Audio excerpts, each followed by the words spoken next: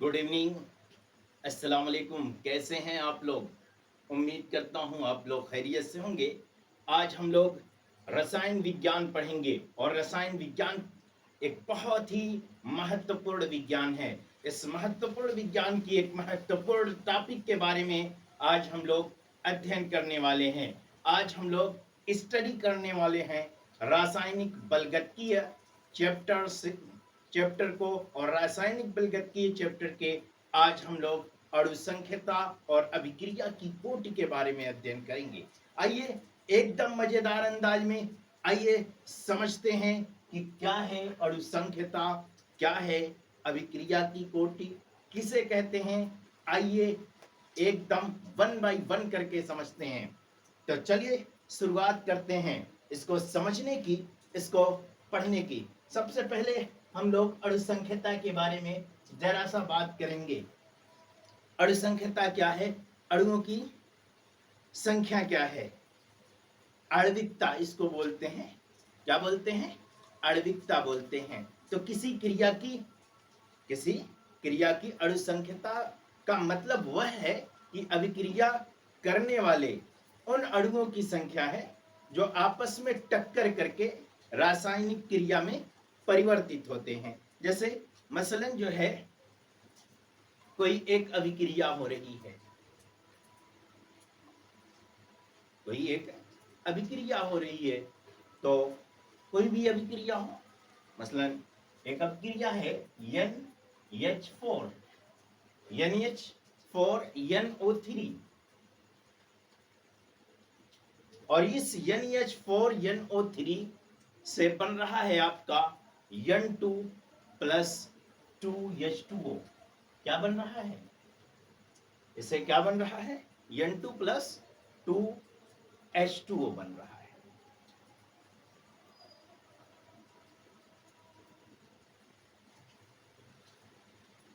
तो तो ये जो आपस में टक्कर होगा, अच्छा कोई भी परिवर्तन होता है तो इसमें टक्कर का होना बड़ा जरूरी होता है।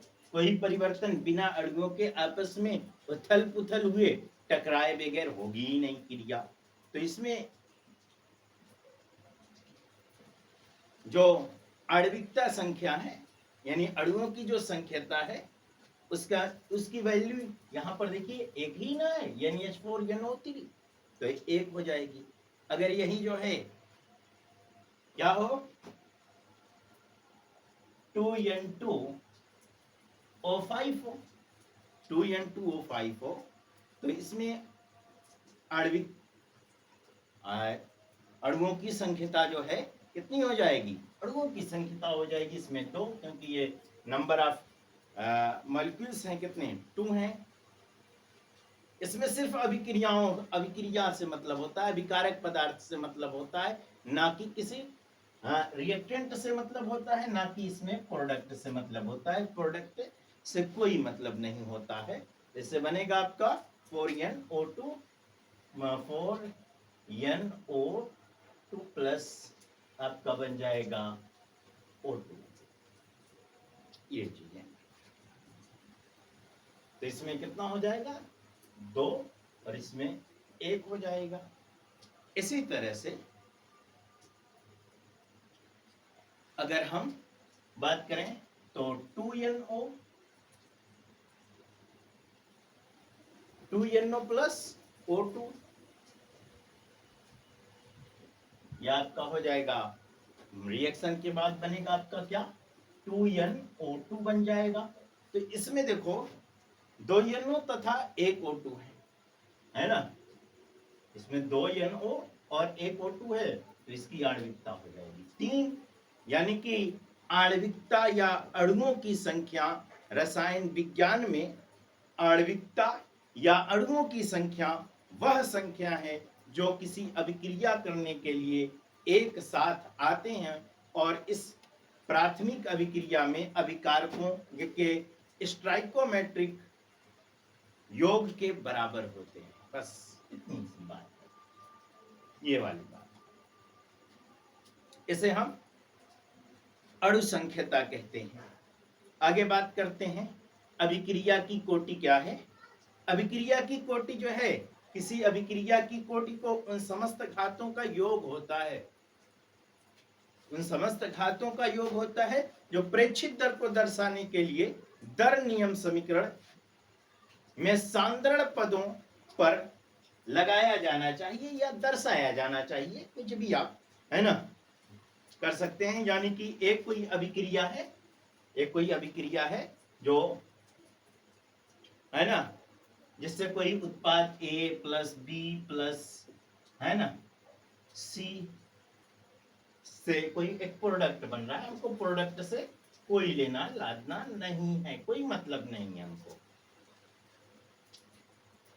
और ये आपका इसका स्टाइकोमेट्रिक गुणांक बी और सी का सी है।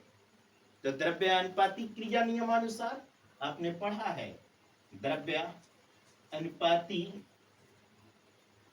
क्रिया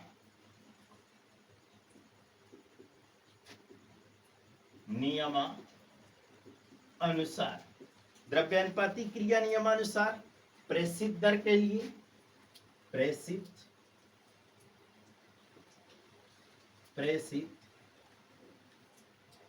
दर के लिए, प्रेषित दर के लिए आपका क्या हो जाएगा, R proportional active mass of A into active mass of B into active mass of C का स्टाइकोमेट्रिक गुणांक। यानी कि R बराबर आपका यहां पर हो जाएगा कि ए का स्टाइकोमेट्रिक गुणांक ए बी और फिर आपका हो जाएगा सी का स्टाइकोमेट्रिक। तो इस तरह से आप समझ सकते हैं। हमने देखो कुछ नहीं कहा अभिक्रिया की कोटि में, हमने इतनी बात कही कि किसी अभिक्रिया की कोटि उन समस्त घातों का योग होती है, यानी कि इन घातों का योग है जो किसी भी अभिक्रिया को दर्शाने के लिए, प्रेक्षित दर को दर्शाने के लिए एक दर नियम समीकरण में सांद्रण पदों को लगाया जाना चाहिए। जैसे आप जो है, आपने कोई एक बाइक लिया, आपने कोई एक हीरो होंडा की बाइक ली, मसलन आपने पैशन प्रो लिया, आपने पैशन प्रो नाम की एक गाड़ी ली, इसको जो है कांच पर चला करके कंपनी वालों ने देखा कि 120 किलोमीटर प्रति आवर की रफ्तार से चल रही है, लेकिन जब मैं उसे लेकर के आता हूं तो मैं तो उसको जो है 80 किलोमीटर की रफ्तार से भी लेकर के चलूंगा। एक साहब कोई लेकर के आते हैं, उसको 40 किलोमीटर की रफ्तार से लेकर के चलते हैं, पर आवर की रफ्तार से लेकर के चलते हैं। तो अलग अलग रफ्तार से लेकर के नहीं चलेंगे तो अलग अलग जो है क्या होगी, उनकी जो है अलग अलग मान भी आएंगे। यही बात है अभिक्रिया कोटि में, बस और कुछ नहीं है, बस जरा सा दिमाग लगाने की जरूरत है। हमने कहा देखो बहुत सिंपल वे में हमने आपसे बात की, हमने बहुत सिंपल अंदाज में आपसे बात की कि किसी अभिक्रिया की कोटि उन समस्त घातों का योग है जिन्हें अभिक्रिया की प्रेषित दर दर्शाने के लिए दर नियम समीकरण में सांद्रण पदों पर लगाया जाना चाहिए। जैसे फॉर एग्जांपल एक कोई अभिक्रिया है ए बी और सी, इससे कोई एक प्रोडक्ट बनता है, तो आपने द्रव्य अनुपाती क्रिया नियम अनुसार पढ़ा है, द्रव्य अनुपाती क्रिया नियमानुसार। तो द्रव्य अनुपाती क्रिया नियमानुसार प्रेषित दर के लिए हम क्या लिखते हैं, आर प्रोफेशनल, आर समानुपाती ए का एक्टिव मास ऑफ इसका स्टाइकोमेट्रिक गुणांक ए, बी का स्टाइकोमेट्रिक गुणांक बी और सी का स्टाइकोमेट्रिक गुणांक सी। इस तरह से हम बड़े आसानी के साथ बड़े आसान लफ्जों में कर सकते हैं। आइए थोड़ा सा इसको आगे और जानते हैं अभिक्रिया की कोटि के बारे में, और अब उसके बाद हम लोग शून्य कोटि की अभिक्रिया के बारे में भी जानेंगे, लेकिन नेक्स्ट क्लास में जानेंगे। आइए कुछ इसके एग्जाम्पल समझते हैं, कुछ उदाहरण समझते हैं। इसके बाद जो है अभिक्रिया की कोटि को हम यन से दर्शाते हैं। कैसे दर्शाते हैं, कैसे सिंबलाइज करते हैं? अभिक्रिया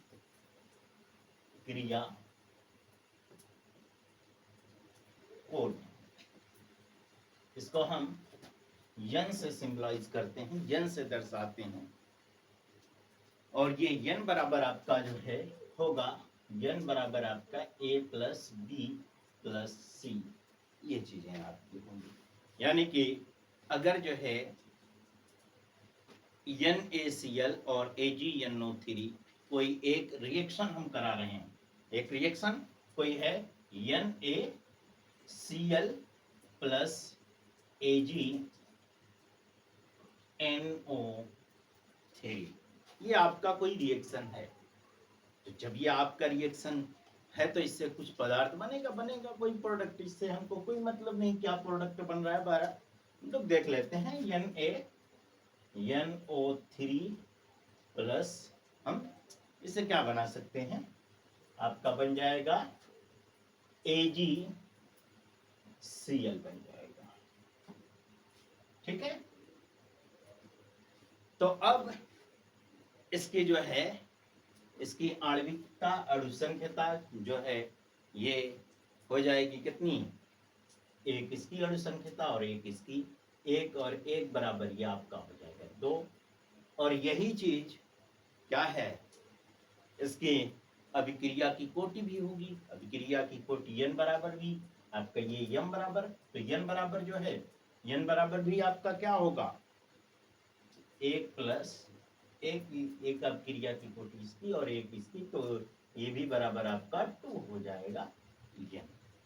ठीक है, 2n हो जाएगा।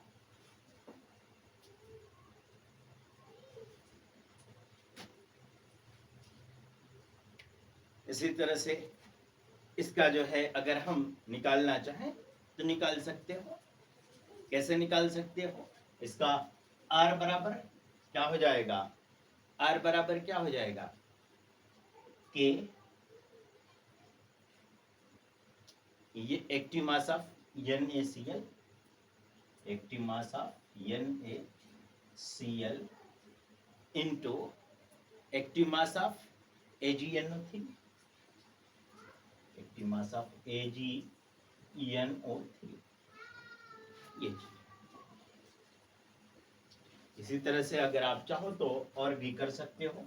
जैसे अगर हम चाहे तो एक और उदाहरण ले सकते हैं, CaOH का twice plus HCl, 2HCl reaction कराने के बाद आफ्टर रिएक्शन कोई प्रोडक्ट बनता है CaCl2 plus 2H2O, CaCl2 plus 2H2O, ये आपका प्रोडक्ट से हमको कोई मतलब नहीं है। तो यहां पर क्या हो जाएगा, ये बराबर आपका 3 इसकी मौलिक आपकी अणुसंख्यता हो जाएगी और 3 ही आपका जो है क्या हो जाएगा, इसका 3 ही अभिक्रिया की कोटि n भी हो जाएगा। n का मान यानी कि इसका जो है इसको हम घातांक के रूप में अब लिखेंगे, तो घातांक के रूप में कैसे लिखोगे, R is equal to K active mass of CaOH का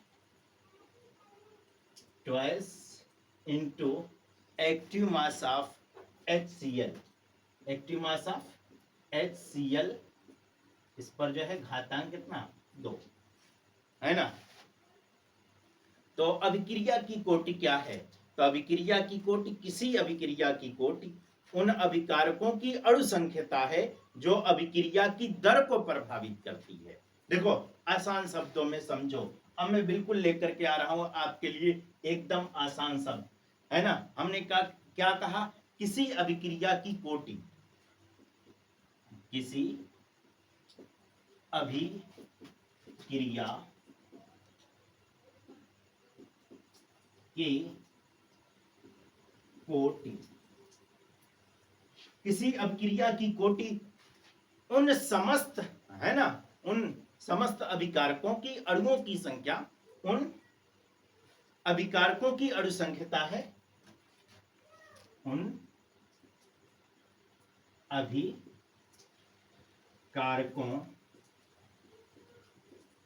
की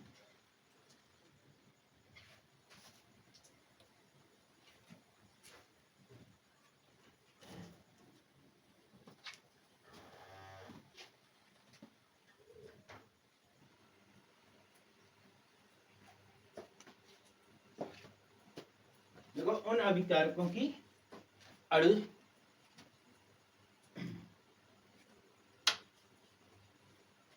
उन अभिकारकों की अणु संख्यता है, अणु, अभी टेक्निकल इशू आया था लेकिन बहरहाल ठीक है, अणु संख्यता है। यहाँ लाइट का जो है बार बार प्रॉब्लम होता है, बहरहाल कोशिश करेंगे कि इसको भी बहुत जल्द ही दुरुस्त कर दिया जाए। जो अभिक्रिया की दर को क्या करती हो, प्रभावित करती हो, ये अणु संख्यता है जो अभिक्रिया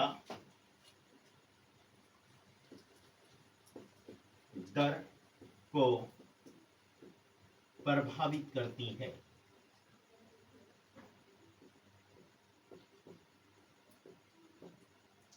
देखो बच्चों, हमने क्या कहा, हमने कुछ नहीं कहा,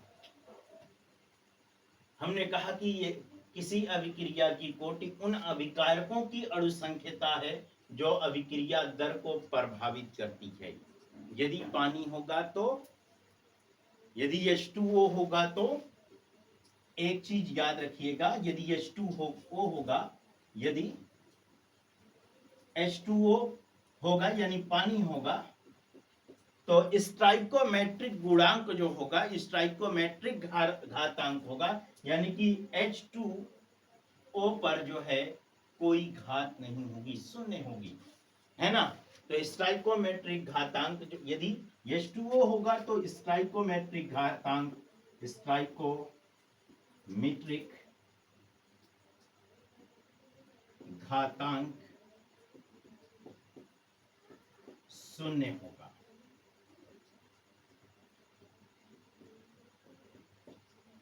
ठीक है,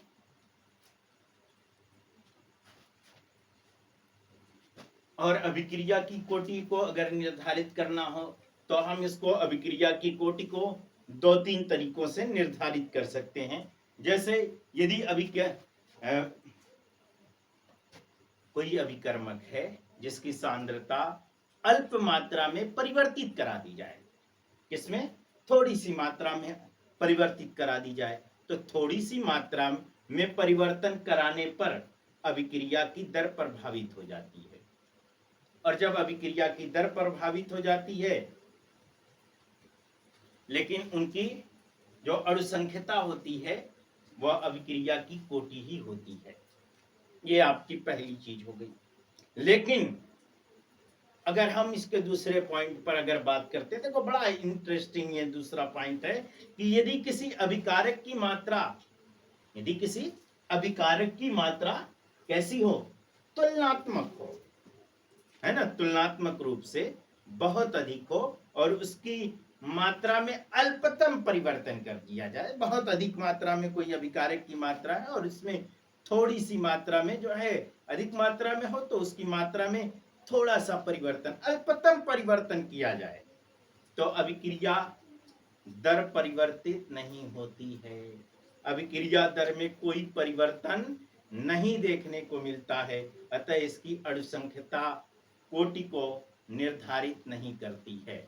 यानी कि अणु संख्यता हर बार ये निर्धारित नहीं करेगी, हर बार सिद्ध नहीं कर पाएगी। उत्प्रेरकों की उपस्थिति में होने वाली अभिक्रिया की कोटि जो है वो कैसी होती है, शून्य होती है। उत्प्रेरकों की उपस्थिति में कोई अभिक्रिया हो रही है तो उस अभिक्रिया की कोटि शून्य होती है। ये चीजें हैं अभिक्रिया की कोटि के मामले में। आइए हम लोग अब बात करेंगे अभिक्रिया कोटि के बारे में और, लेकिन इस इंटरेस्टिंग फैक्टर, लेकिन हमारे इस चैनल को अगर आपने अभी तक सब्सक्राइब नहीं किया है तो एक बार सब्सक्राइब जरूर करें, और प्यारा प्यारा लाइक जो है वो लाइक देने में आपका क्या जाता है, कुछ नहीं जाता है आपका, एक लाइक ही तो ठोकना है। अरे ठोको ना लाइक। तो आप लाइक कीजिए, कमेंट कीजिए, आपको क्या नहीं समझ में आ रहा है, एक दिलचस्प अंदाज में अगली वीडियो आपके लिए लेकर के आऊंगा, जो आपका कमेंट होगा उसी कमेंट पर, और बेहतरीन तरीके से पढ़ते रहिए, क्योंकि ये केमिस्ट्री लोग समझते हैं कि ऐसी सब्जेक्ट है यार, ऐसी सब्जेक्ट है हमको समझ में नहीं आता, या तो हमारे लाइफ में इस्तेमाल ही नहीं होती। अरे आपके जीवन में हर दिन केमिस्ट्री इस्तेमाल होती है। आप सुबह उठते हो तो भी आप केमिस्ट्री का इस्तेमाल करते हो, आप जब शाम को सोते हो तो भी केमिस्ट्री का इस्तेमाल करते हो। तो आइए इसी के साथ मैं आपसे लेता हूँ विदा। बहरहाल फिर मिलेंगे एक बहुत ही इंटरेस्टिंग